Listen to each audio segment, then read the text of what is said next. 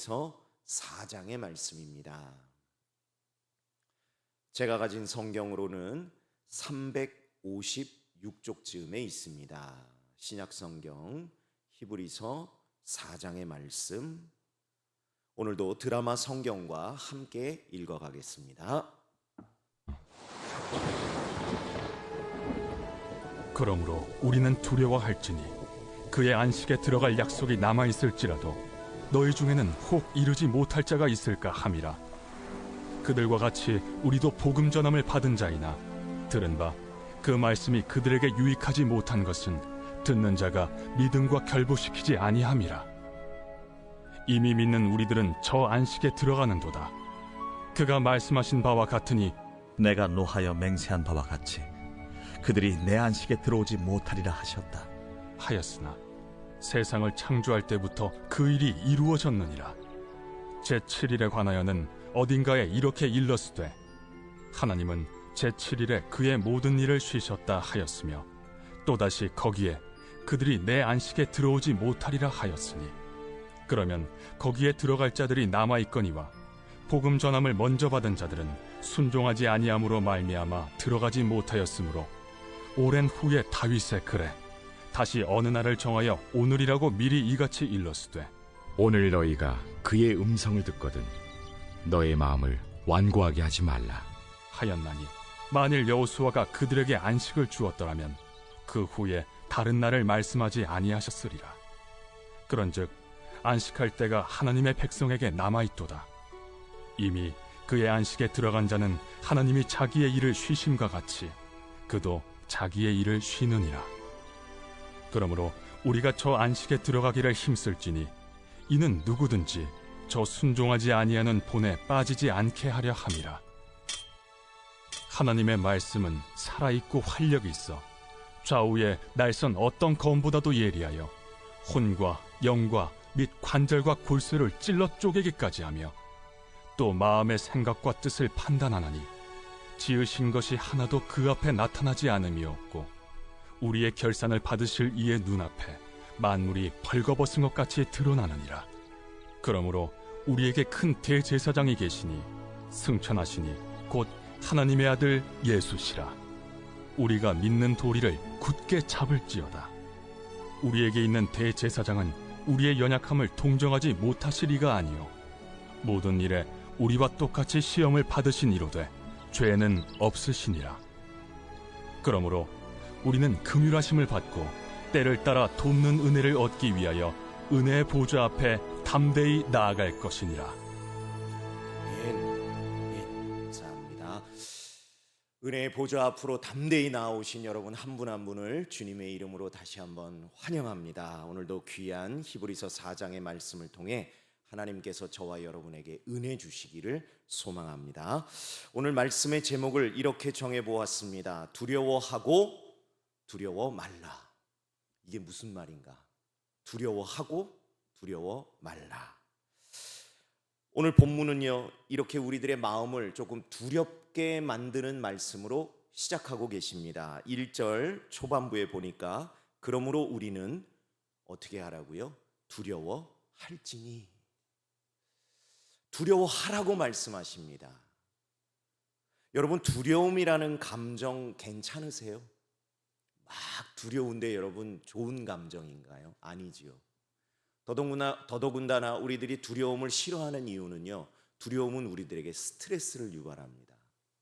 그래서 몸과 마음과 생각을 경직시키지요. 굉장히 힘들게 합니다.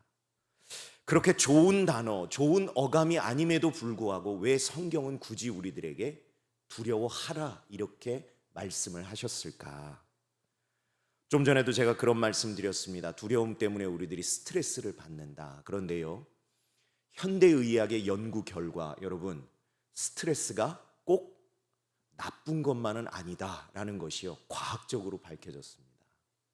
그러니까 이게 무슨 말인가 하면요, 우리는 스트레스가 아예 없기를 바라지만 오히려 몸으로든 정신으로든 마음으로든요, 적당한 스트레스는 오히려 우리들의 건강에 도움이 된다는 게 증명이 됐다는 겁니다. 첫 번째, 우리들이 적당한 스트레스를 받게 되면요, 이 뇌에서 특별한 화학 물질이 발생이 된답니다. 그 화학 물질이요, 무엇에 도움이 되는가? 기억력에 도움이 된답니다. 여러분, 우리들이 가장 무서워하는 또 나이 들어감의 질병이 무엇이죠? 치매 아닙니까? 정말 무서운 질병이더라고요. 근데 우리들이 어떻게 하면 치매를 좀 피할 수 있을까? 대부분 이 기억력을 잘 유지하도록 노력하라고 하는데, 여러분, 적당한 스트레스가요, 우리들의 기억력을 오히려 향상시킨다는 겁니다. 그뿐이 아닙니다. 적당한 스트레스는요, 우리 몸에요, 면역력도 증가시킨대요. 인터류킨이라는 화학 물질이 또 적당한 스트레스를 받으면 우리 몸에서 이렇게 활발하게 생성이 되는데, 이게요, 원래는 우리들의 면역력에 관련된 물질이라는 겁니다. 또 이 적당한 스트레스는요, 우리들의 몸과 마음을요, 단련시키는 효과가 있답니다. 이거는요, 운동과 여러분 똑같이 생각하시면 됩니다. 여러분, 운동 좋아하세요? 물론 좋아하는 분도 계시겠지만 저도요, 운동 너무 안 좋아합니다. 왜? 괴로워요. 힘들어요. 막 숨차고 땀나고 막 다리에 쥐날 것 같고 운동 별로 안 좋아해요. 그런데 왜 운동을 해야 하죠? 우리들의 몸이 그만큼 건강해지기 때문이죠. 적당한 스트레스가요, 우리들의 몸과 마음을 그렇게 탄력 있게, 텐션 있게 유지시켜 준다는 겁니다. 그리고 마지막으로요, 성취를 위한 강한 동기를 부여해 준답니다. 이거는 여러분들 시험 기간 생각하시면 된답니다. 여러분 다 학창 시절 경험해 보셔서 아시잖아요. 평소에 공부 안 하다가도 시험 기간 되면 그래도 여러분 스트레스 받으시죠. 왜? 공부해야 되니까. 그런데 그때 무엇이 발휘가 되는가? 집중력이 높아진답니다. 짧은 시간 안에 내가 이걸 해놔야 된다라는 그 스트레스가 오히려 우리로 하여금 놀라운 집중력을 발휘하게 한다는 것이죠. 그러다 보니 우리들에게 무엇이 생깁니까? 미루는 습관이 생기죠. 왜? 그때 가서 해보니까 되더라고요. 마감일이 정해져 있는 일, 한참 남았을 때는요, 뭐 글을 쓸래도 잘 안 됩니다. 근데 마감일이 다가오면 다가올수록 어때요? 초조한 스트레스를 받게 되는데, 그때 막 글이 써지고 무언가 만들어내는 일들이 이루어지는 것이죠. 이처럼 여러분, 적당한 스트레스는요, 오히려 우리들의 몸과 정신과 마음 건강에 도움이 된다는 겁니다. 저는 두려워하라는 말씀에서 이것을 깨닫게 되었습니다. 그렇구나. 하나님이 왜 우리들에게 수천 년이 지난 이 시대를 살아가는 우리들에게도 두려워하라라고 말씀하시는가? 우리들에게요, 영적 긴장감을 주시는구나. 영적인 스트레스를 주시는구나. 왜? 우리들에게 그러한 자극이 없으면요, 그러한 변화가 없으면요, 그러한 간절함이 없으면요, 그러한 절실함이 없으면요, 우리들은 금방 풀어집니다. 우리들의 신체를 보면 그걸 잘 알 수 있다고 하죠. 여러분, 잘 안 쓰는 곳은 어떻게 되죠? 힘이 점점점 빠집니다. 기능이 약화됩니다. 결국에는 어떻게 됩니까? 퇴화합니다. 그래서 막상 그 기능을 쓰려고 했을 때 문제가 생기는 것이죠. 그래서 평소에 전신 운동을 하고 우리들이 스트레칭을 하는 이유가 무엇이죠? 평소에 안 쓰던 근육, 신경, 힘, 관절 이런 것들을 다 평소에 풀어주고 힘을 줘서요, 어떤 상황이 발생이 됐을 때 그것에 대처할 수 있는 힘을 키우고자 하는 것인데, 여러분, 우리들의 신앙도요, 그러한 적당한 긴장감 없이 늘 아무런 변화 없이 편안하게만 생활할 것 같으면 여러분 좋을 것 같죠? 아니라는 겁니다. 우리들의 몸을 쓰지 않으면, 가만히 있는 것이 아니라 퇴화되듯이요, 우리들의 이 영성도요, 자극받지 않으면요, 그대로 있는 것이 아니라 점점 축소되고 약화되고 결국에는 퇴화된다는 겁니다. 그렇기 때문에 우리들은 늘 그렇게 기도해요. 하나님, 우리들의 일상이 평안하게 해주세요. 아무 일 없게 해주세요. 물론 여러분, 중요한 기도입니다. 평안하다는 게 얼마나 좋은 하나님의 축복입니까? 저도 늘 그렇게 기도합니다. 그런데 때로는요, 하나님께서 그 기도를 우리들에게 응답하시지 않을 때가 있다는 것이죠. 왜? 평안함만이 좋지 않기 때문에. 그래서요, 우리가 평안하면 처음에는 좋아요. 처음엔 좋죠. 퇴직해 보신 분들 아마 그거를 느끼셨을 겁니다. 이놈의 회사 이제 내가 그만두고 나면 내 진짜 편안하게 살리라. 근데 어때요? 일주일 지나고 한 달 지나고 뭐 1년까지 가지도 않더라고요. 몸이 근질근질하고 힘들어지고 왠지 마음이 우울해지고 점점 내가 이제는 이 세상에서 필요한 사람이 아닌가 보다. 이런 고백을 하시는 분들이 참 많이 계시더라고요. 그런 것처럼 우리들의 신앙도요, 기도할 제목, 간절히 붙들 제목, 절실하게 만드는 무언가가 우리들에게 있을 때 오히려 우리들의 신앙이 더욱더 깨어서 하나님을 의지하게 되더라는 것이죠. 그런데 이런 영적 긴장감이 정말 중요한 이유가 오늘 말씀에 이렇게 표현이 되어 있습니다. 말씀이요, 믿음이 되지 못하는 인생들이 있다는 거예요. 말씀이 믿음이 되지 못하는 인생이 무엇인가? 오늘 우리가 읽은 이 말씀 2절과 3절에 보니까요, 그들과 같이 우리도 복음 전함을 받은 자이니 들은 바 그 말씀이 그들에게 유익이 되지 못한 것은 듣는 자가 믿음과 결부시키지 아니함이라. 그러면서 3절에 뭐라고 합니까? 이미 믿는 우리들은, 그러면서 저 안식에 들어가는도다. 여기서 안식이라는 것은 단지 죽음만을 의미하는 것이 아니고요, 참된 안식, 천국에서 하나님의 나라에서 영원히 누릴 우리들의 영생을 이야기하는 겁니다.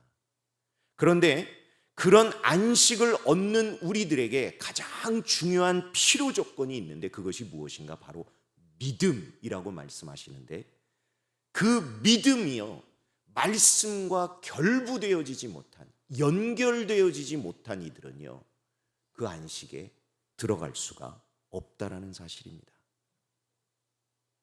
그런데 그 참된 안식에 들어갈 수 없다고 이야기하는 이 말의 대상이 누구인가가 참 충격이에요. 바로 이스라엘 백성입니다. 출애굽 당시 그리고 광야 40년을 거쳤던 그 이스라엘 백성들이 그랬다라고 히브리서 기자는 이야기하고 있는 거예요. 또 이 히브리서 서신을 받고 있을 때, 기록할 당시에 이 교회는 1세기 초대교회, 초기 교회인데 이 교인들조차도요, 너희들이 그들과 똑같이 말씀을 듣기는 하지만 안식에 못 들어갈 수도 있다. 그렇기 때문에 두려워해야 한다 하고 영적 긴장감을 주시더라는 것이죠. 여러분, 우리 한번 생각해 보겠습니다. 광야길을 걸었던 이스라엘 백성들, 그들만큼 하나님을 정말 생생하게 날마다 매 순간마다 듣고 경험하고 맛보고 보았던 백성이 있을까요, 여러분? 당장 새벽마다 나가면 무엇이 내리죠? 만나가 내립니다. 여러분, 그 기적이에요, 기적. 어떻게 날마다 새벽에 나가면 온 천지 사방에 먹을 것이 있습니까? 하나님만이 하실 수 있는 일이죠. 또 때마다 시마다요, 반석을 치든 뭘 하든 물이 솟아납니다. 먹을 수 없는 물이 단물로 바뀝니다. 여러분, 이게 보통 기적입니까? 놀라운 일입니다. 그뿐이 아니죠. 산 위에 놀라운 자연 현상으로 임하시는 하나님의 현현도 그들은 봤어요. 또 낮이면 구름 기둥으로, 밤이면 불 기둥으로요, 너무나 명확하게요, 하나님이 그들을 인도해 가셨어요. 그 외에도 부인할 수 없는 하나님의 놀라운 기적들을 그들은 경험했습니다. 그런데도 불구하고 성경은 뭐라고 이야기합니까? 그들은요, 광야에서 다 멸망당했다고 이야기합니다. 왜? 그들이 경험했던 말씀, 들었던 은혜, 체험했던 간증이요, 그들의 믿음과 연결이 되지 못했다는 겁니다. 믿음이 되지 못했다는 건 결국 무슨 얘기입니까? 신앙이 없었다는 것이죠. 믿지 않았다는 겁니다. 불신앙했다는 겁니다. 이 불신앙이 결국은 무엇으로 연결이 됐는가? 믿지 못하는데 여러분 어떻게 순종하겠습니까? 그러니까 결국 불신앙이 불순종이 된 것이죠. 결국 그들은 다 멸망당하고 말았습니다. 1세기 기독교인들, 이 히브리서를 받아 읽을 이 교인들도 마찬가지입니다. 불과 1세기밖에 지나지 않았습니다. 어떤 때보다도 성령의 역사가 강력하게 역사하실 때고요. 조금 오래 사시는 분이 계셨다고 한다면 예수님의 실존을 경험했던 사람이 여전히 있을 수도 있는 시대입니다. 그분들이 다 돌아가셨다고 할지라도 불과 몇 세대 끝나지 않았어요. 한두 세대 다음일까? 그러니 전해지는 말씀이 얼마나 생생하겠습니까? 얼마나 강력하겠습니까? 그런데도 불구하고요, 그렇게 말씀을 듣고 은혜를 경험하고 체험해도요, 그 말씀이 믿음이 되지 못하는 일들이 이루어지더라는 것이죠.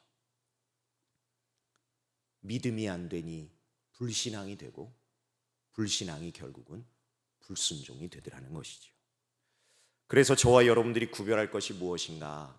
여러분, 아는 것과 믿는 것을 구별할 수 있어야 합니다. 물론 여러분, 알지 못하는데 믿는다? 그거는 말이 성립이 안 됩니다. 그러나 안다고 해서 그러면 다 믿는가? 그것도 늘 그렇지는 않다는 것이죠.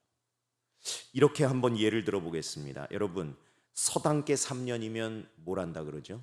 풍어를 읊고요. 식당계 3년이면 라면 끓인대요. 이건 뭐 요즘 시대의 이야기겠지만, 근데요 여러분, 우리가 교회에 오래 다녔다고, 정말 들은 게 많았다고, 그래서 아는 게 많다고, 또 어떤 분은요, 그날 딱 주일날 오셔서 주보를 딱 펼쳐서 본문 말씀을 딱 보시고 딱 그러세요. 아, 오늘은 무슨 말씀 전하시겠구나. 아주 꿰고 계시는 분들이 계세요. 왜? 워낙 오래 많이 들어보셨으니까. 그런데요, 문제는 무엇인가? 그 말씀이 삶으로 연결되지 않으면, 삶에서 순종으로 연결되지 않으면 그냥 알기만 할 뿐이지 하나님 앞에서는 아무 의미가 없다는 사실입니다. 그렇기 때문에요, 우리들이 구별할 것이 그겁니다. 내가 많이 안다? 그것만 가지고 우리들이 함부로 우리들의 구원을 확신할 수 없다는 사실입니다. 우리들이 반드시 점검해야 될 것이 무엇인가? 교회를 오래 다닌 게 중요한 게 아닙니다. 설교를 많이 들은 게 중요한 게 아닙니다. 내가 성경 공부를 뭐 얼마나 많이 했네, 성경에 대해서 얼마나 많이 하네. 여러분, 물론 이것도 중요합니다. 이것을 무시할 수는 없습니다. 그런데 거기서 멈추면 안 된다는 것이죠. 그것이 우리들에게 무엇까지로 연결이 돼야 되는가? 우리들의 삶으로까지 연결이 될 때, 어제 우리 새벽에 담임 목사님 통해서 너무 중요한 말씀 들었지만, 그때부터 하나님의 카운트가 시작이 된다는 겁니다. 얼마나 아느냐가 중요한 게 아니라는 거예요. 아는 건 기본입니다. 하나님께서 카운트하기 시작하시는 건, 그래, 내가 아는 것을 내 삶에서 얼마나 실천하고 내 말에 순종하며 살아가니 할 때 하나님의 카운트가 시작이 된다는 거예요. 어제 새벽에 저는 저쪽에 앉아서 그 말씀을 듣는데, 말씀도 충격이었지만 담임 목사님께서 이렇게 손가락을 헤아리시는 그 모습이요, 얼마나 제게 두려움이 되던지 제가 영적으로 긴장감을 가지게 되더라고요. 왜? 정말 하나님이 카운트하시는 건 따로 있구나. 그렇기 때문에요, 저와 여러분의 믿음은 로마서의 믿음에서만 멈추면 안 됩니다. 로마서의 믿음으로 시작하여 야고보서의 믿음으로 우리들이 완성이 돼야 되는 거예요.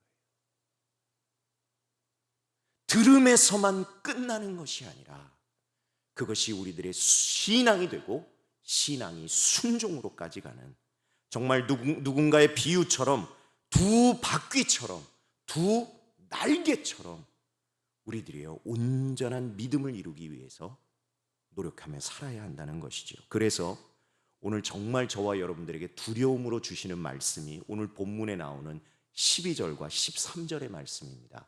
우리 성경을 가지고 계신 분들은 저와 한 목소리로 함께 읽습니다. 시작. 하나님의 말씀은 살아있고 활력이 있어 좌우의 날선 어떤 검보다도 예리하여 혼과 영과 및 관절과 골수를 찔러 쪼개기까지 하며 또 마음의 생각과 뜻을 판단하나니 지으신 것이 하나도 그 앞에 나타나지 않음이 없고 우리의 결산을 받으실 이의 눈앞에 만물이 벌거벗은 것 같이 드러나느니라. 우리들이 성경의 권위를 말씀할 때 이 말씀을 참 많이 인용하는데요, 그때마다 저는 아멘 아멘 했어요.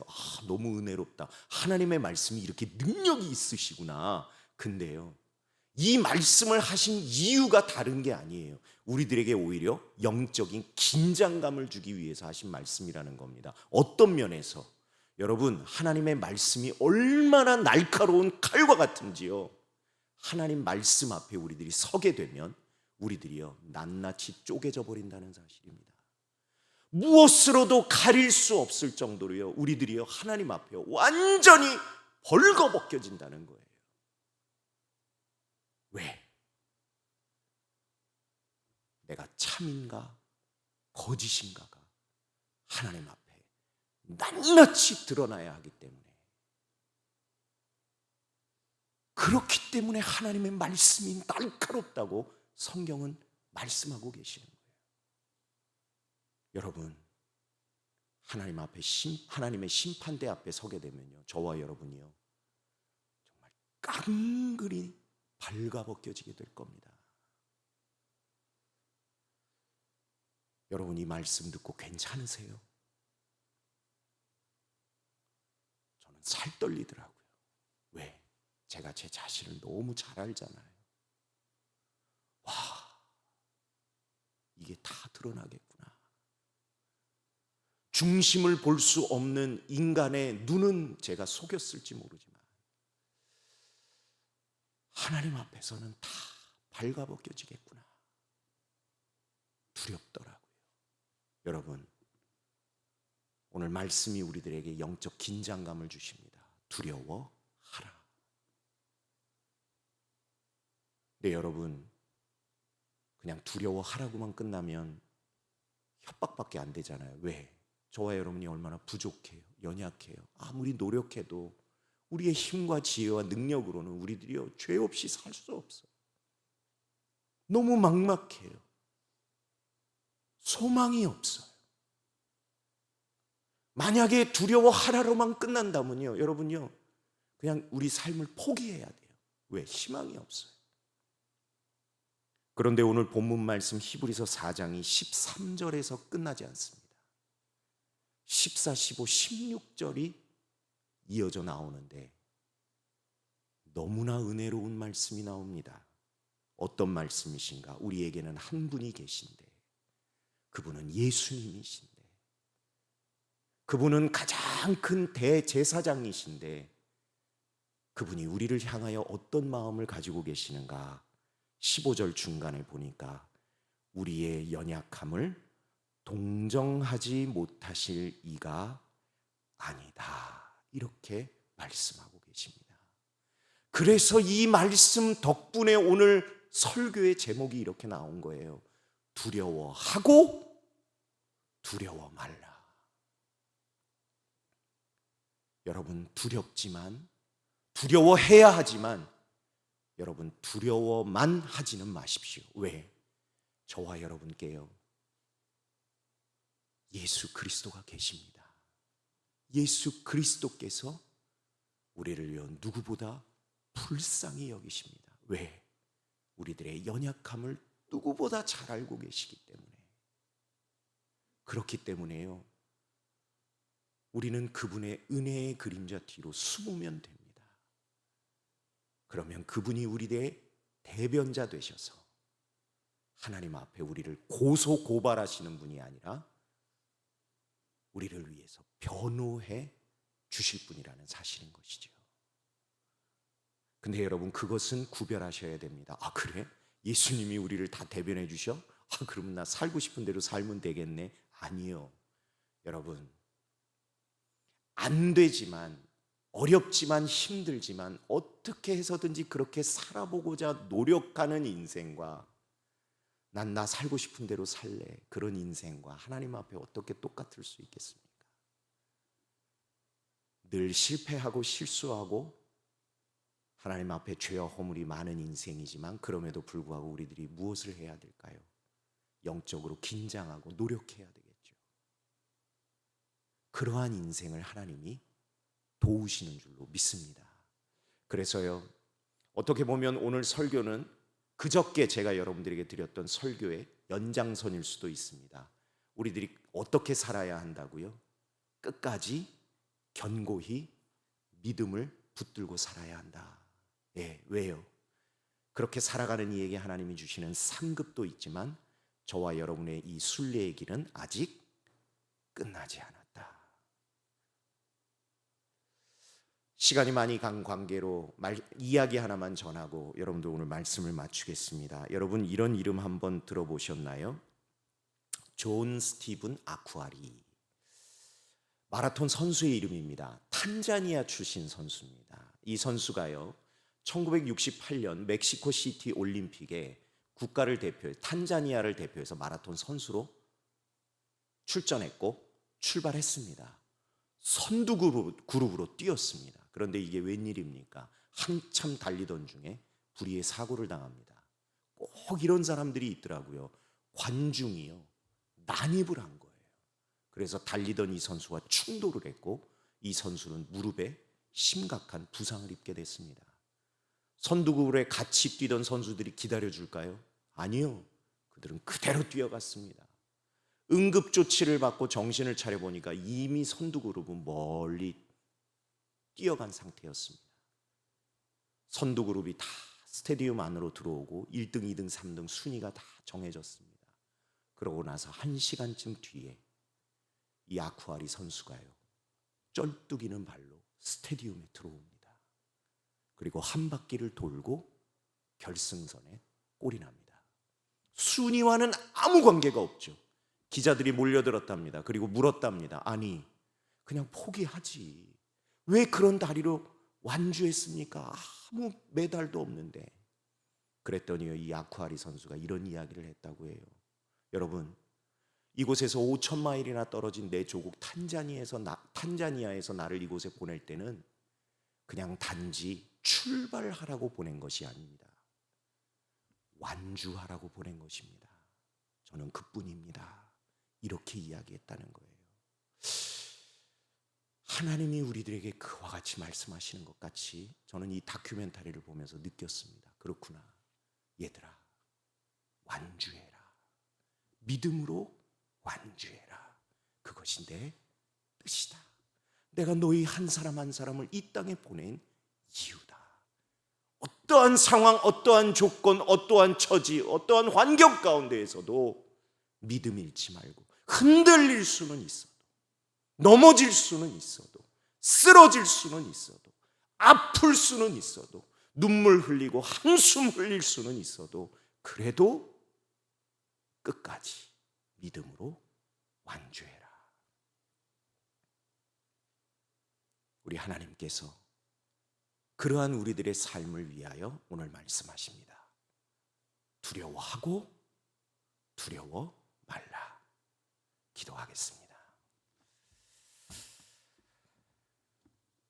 하나님, 은혜와 사랑을 감사합니다. 오늘도 귀한 말씀을 통하여 동일한 하나님의 거룩한 뜻을 저희들에게 가르쳐 주시고 말씀하여 주시고, 또한 마음의 새김으로 삶을 살아가매 때마다 시마다 기억할 수 있도록 허락해 주신 은혜 감사합니다.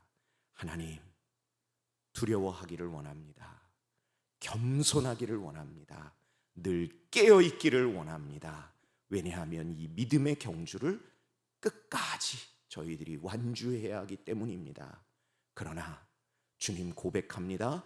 저희들 너무나 연약하고 부족하고 죄와 허물이 많아 넘어지고 쓰러지고 한숨 쉬고 눈물 흘리며 때로 원망할 수밖에 없는 너무나 연약한 영혼이었는데 그러한 저희들을 향하여 두려워하지 마라, 내가 있다 말씀하시는 그 주님을 끝까지 의지하고 붙들며 나아갈 수 있도록 주여 우리에게 믿음 위에 믿음을 더하여 주옵소서.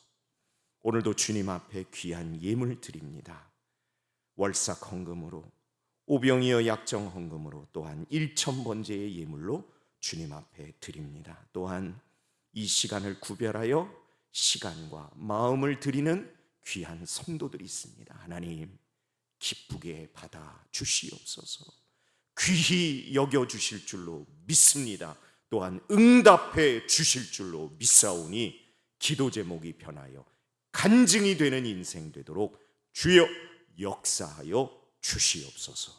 믿사옵고 예수님 이름으로 기도드립니다. 아멘.